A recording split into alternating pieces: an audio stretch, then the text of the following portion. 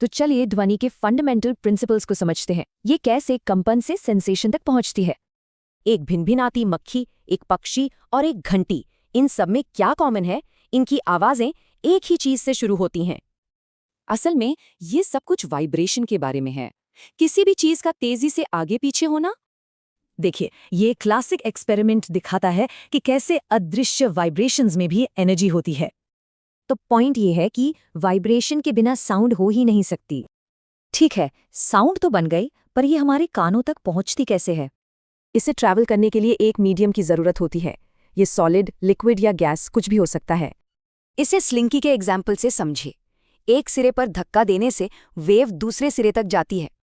ये वेव असल में हाई प्रेशर यानी कंप्रेशन और लो प्रेशर यानी रेरिफैक्शन की एक सीरीज है। साउंड वेव्स लॉन्जिट्यूडनल होती हैं, मतलब पार्टिकल्स वेव की डायरेक्शन में ही वाइब्रेट करते हैं। अब आते हैं पिच पर। वेव की फ्रीक्वेंसी यानी हर्ट्ज तय करती है कि आवाज कितनी हाई पिच होगी। और लाउडनेस वो वेव के एम्पलीट्यूड पर डिपेंड करती है। जितना बड़ा एम्पलीट्यूड उतनी ही तेज आवाज। सिंपल है। ऐसा इसलिए है क्योंकि लाइट की स्पीड साउंड की स्पीड से कहीं ज्यादा तेज होती है। और एक इंटरेस्टिंग फैक्ट ये है कि साउंड सबसे तेज सॉलिड्स में ट्रैवल करती है। साउंड सिर्फ ट्रैवल ही नहीं करती, ये टकराकर लौटती भी है, बिल्कुल एक गेंद की तरह।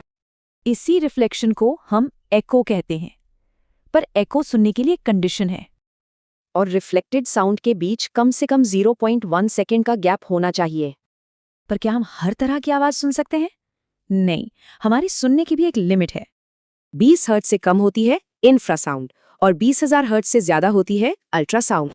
और अल्ट्रासाउंड के प्रैक्टिकल यूजेस तो बहुत हैं, मेडिकल से लेके इंडस्ट्री तक में।